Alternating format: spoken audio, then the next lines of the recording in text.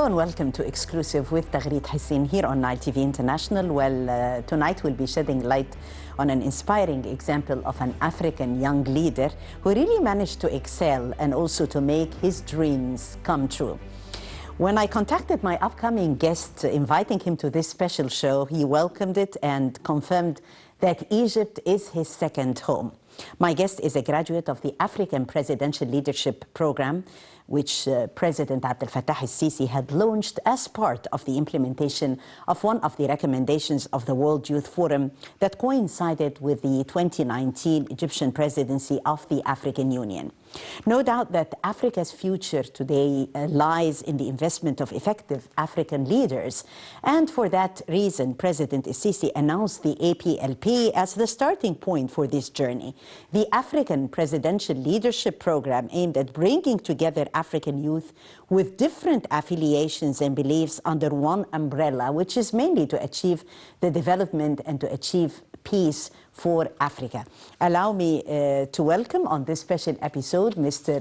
Rilwan Akeyewale, a graduate of the African Presidential Leadership Program and one of the renowned entrepreneurs in Africa. Rilwan, thank you so much for joining Nile TV International and welcome back again. I know how you cherish Egypt as your second home, Rilwan. We miss you here in Egypt, but definitely the African Presidential Leadership Program taught you a lot and you returned back home with great memories. The African Presidential Leadership Program is a very rich program. It's something that I recommend for every young potential leader from Africa. The program exposes you to a lot of life skills and a lot of insight into the way the politics and the economy of Africa works. And also, as young people, you need to be aware of the opportunities that and the treasure that this continent holds. And that's exactly what the African Presidential Leadership Program is all about. We had a lot of experienced people from all walks of life who have, traveled the world and have experiences in academics, in the industry, in different industries, taking part. So the program is very rich, and I recommend it for every young African leader.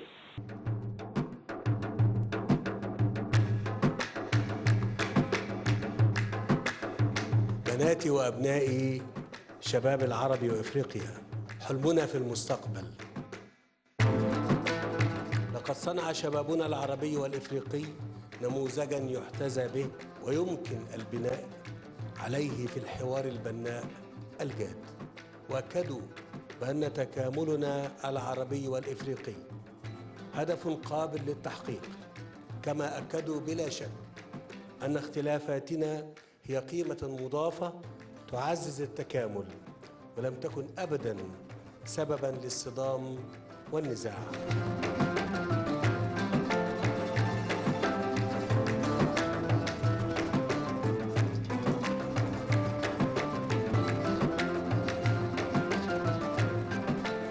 شباب مصر والعرب وإفريقيا، أوصيكم بالتمسك بأحلامكم والعزم على تحقيقها دون حيود أو انحراف عن أهدافكم السامية. اعملوا بكل جهد واجتهاد من أجل مستقبلكم ومستقبل أوطانكم. اجعلوا الحوار وتقبل الآخر دستوركم والإنسانية شريعتكم والعمل منهجكم.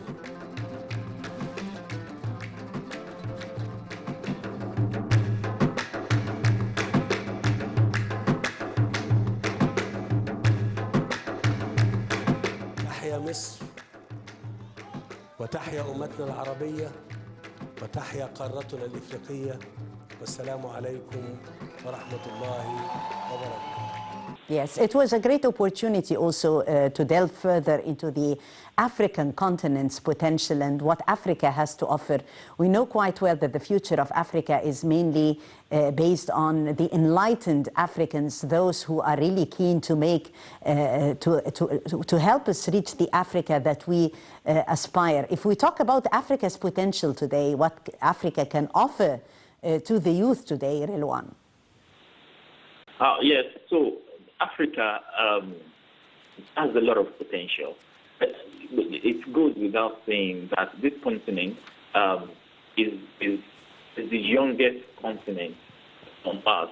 Okay, the average age in Africa is about 19.8 years, and 60% of over 60% of the African population. Africa's population is about 1.2 billion people, right?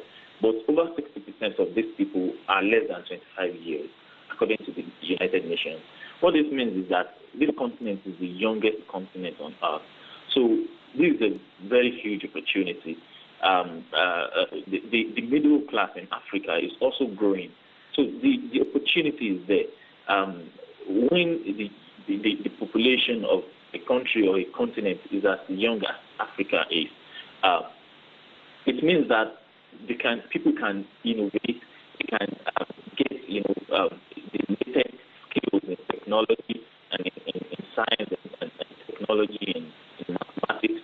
It also means that they can solve today's problems with today's solutions and not necessarily trying to solve new problems with old solutions. So what African government and leaders and all stakeholders need to do is to empower the young people of Africa to think and to see the opportunities that lie in this continent. And that, if this can be done, will reduce a lot of issues like mass migration in the transatlantic migration to Europe, where a lot of Africans lose their lives annually.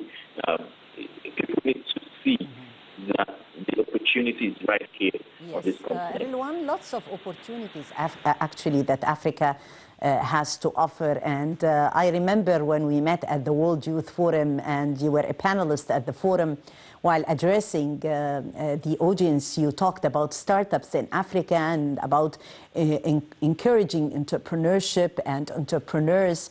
So definitely great memories and great targets too to work on. At the World Youth Forum, we talked about Africa and the Africa we want and the Agenda 2063. So that was another very rich experience that I had in Egypt, right? So the World Youth Forum brings a lot of young people, young, smart people from all around the world to deliberate on global issues and prefer solutions.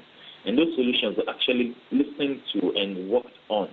Okay, one of those recommendations was the African Presidential Leadership Program that we're talking about was recommended in 2018, and the President of Egypt, His Excellency President Abdel Fattah al-Sisi, started implementation right away, which gave birth to the African Presidential Leadership Program in 2019. So what I'm saying in essence is that the World Youth Forum is a very good program that facilitates the exchange of ideas and solutions. Okay, and so one of those discussions that we had in 2018 in Sharm el-Sheikh at the World Youth Forum was to discuss the Agenda 2063.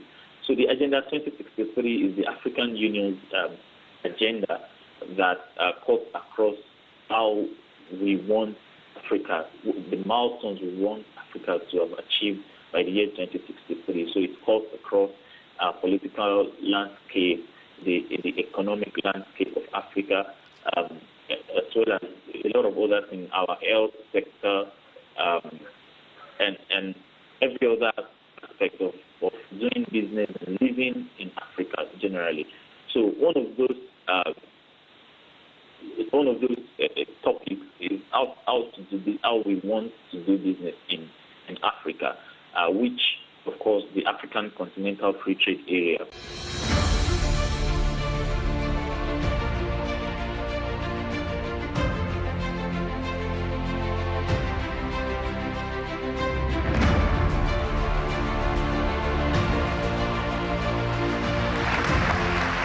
نجتمع سنويا على هذه الأرض، أرض مصر، نقطة تلاقي الحضارات.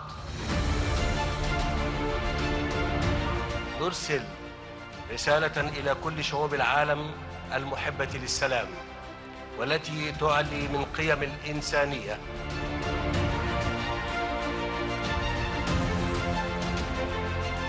لا فرق بين عرق أو لون أو دين،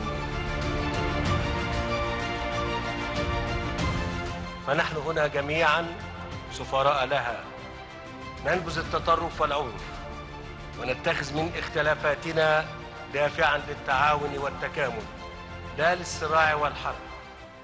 Concerning the African Continental Free Trade Area, Mr. Rilwan and I had all the honor and pleasure of interviewing exclusively His Excellency Kilimeni, the Secretary General of the African Free Trade, Continental Free Trade Area.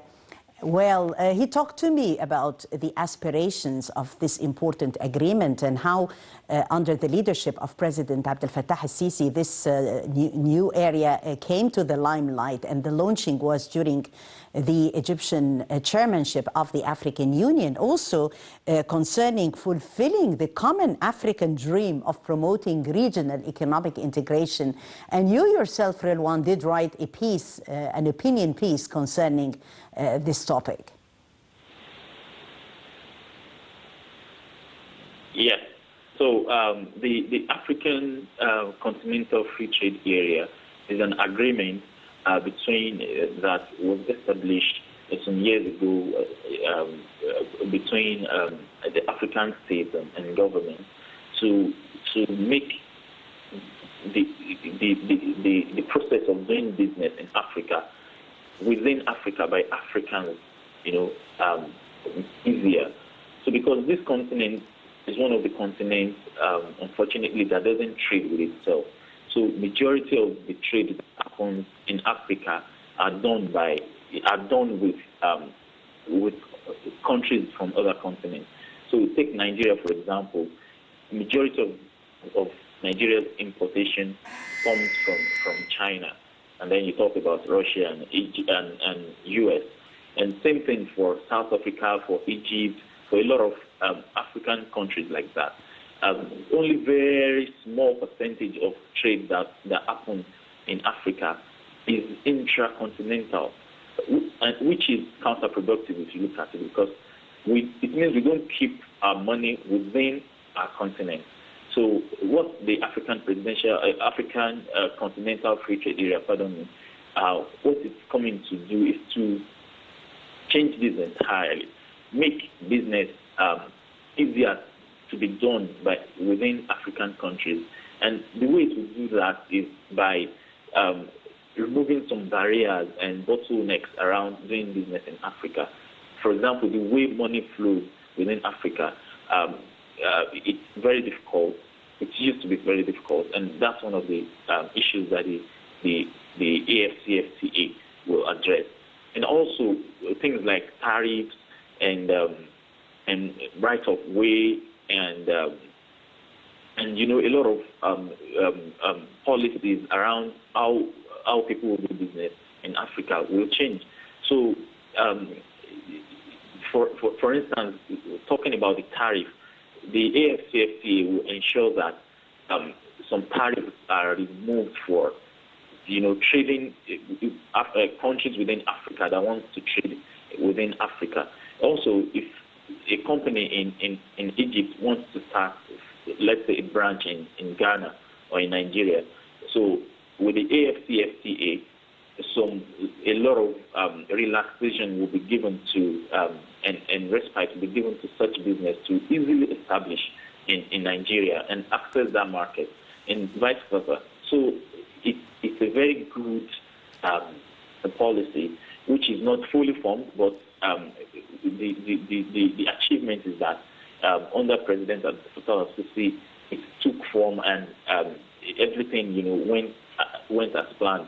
And just January this year, the AFCFTA is now fully in the operational mode, which means each government of Africa now will just make policies that that it's unique to their own kind of market to make it come into full action. But it's a very huge achievement which Egyptians and Nigerians and every other person, every other African should be very proud of, that we were able to pull it off. Yes, talking concerning entrepreneurship and the encouragement of startups, I know quite well that you have worked with lots of entrepreneurs all over Africa, and you have more than one story of success concerning entrepreneurship to narrate with us today on Exclusive. Rilwan. Yes, it's something of passion for me to work with businesses, both small and big, and tech startups to access funding both within Africa and outside Africa. Because we look at it, there are a lot of businesses in Africa that are doing very well, that are addressing problems that pertain to Africa. But most of these businesses don't have access to funding, and the statistics is that a lot of these businesses fail before they are 12 years, because when you run out of cash in any business, then the business is as good as dead. The cash is the life, is the blood of any business.